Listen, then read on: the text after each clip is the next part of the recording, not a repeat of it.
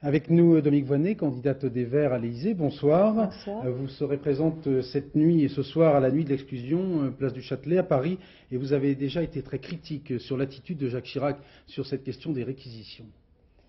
Oui, tout à fait, parce qu'on pourrait s'illusionner en entendant Jacques Chirac sur le fait qu'il ait manifesté pendant 17 ans une volonté politique claire pour lutter contre les problèmes de logement à Paris en offrant une solution courageuse aux problèmes des mal logés ou aux problèmes de ceux qui ne sont pas logés du tout.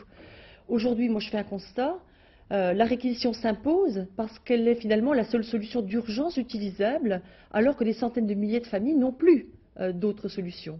Mais c'est simplement une solution d'urgence, une solution d'attente qui ne doit pas être rappelée chaque fois qu'il y a une vague de froid ou chaque fois qu'en période préélectorale on est tenté par la surenchère. Je crois qu'il faut s'attaquer aux causes de l'exclusion en se souvenant aussi que le logement, ce n'est pas la seule cause. Et que la première des causes d'exclusion de centaines de milliers de personnes, c'est bien sûr le chômage. Et c'est la difficulté, quand on n'a pas de travail, à trouver un logement, à pouvoir voter, à rester un citoyen. Alors la nuit contre l'exclusion qui va avoir lieu cette nuit au Square Saint-Jacques, elle est organisée par Agir ensemble contre le chômage et elle a pour but de rappeler finalement qu'il faut lutter contre l'exclusion à la source, en partageant le travail, en répartissant de façon juste toutes les richesses qui sont produites dans ce pays, et puis en mettant en place une grande politique du logement social qui ne cède pas à la place aux premiers rayons de soleil ou quand simplement le thème du logement aura été évacué de la conscience collective par un autre drame.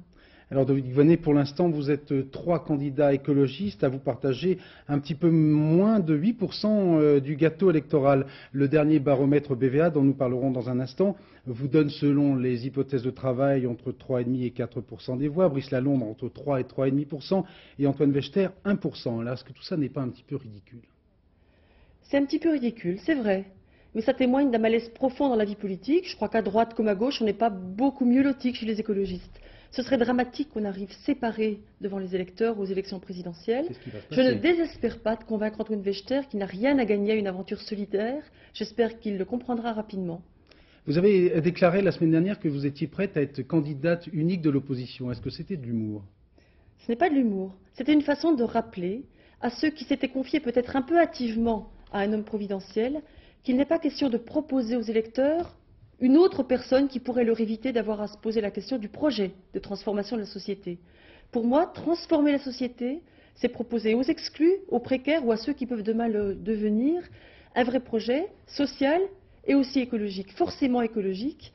J'ai envie qu'on ne l'oublie pas et qu'on n'espère pas qu'on pourra trouver finalement une personnalité morale pour éviter d'avoir à réfléchir sur les causes réelles de l'échec. Les causes, c'est 14 années de grand écart entre les belles ambitieuses généreuses de la gauche et ce qu'elle a fait sur le terrain. Merci beaucoup Dominique Voynet, nous serons amenés à vous revoir puisque vous êtes candidate jusqu'au bout, vous serez candidate jusqu'au bout.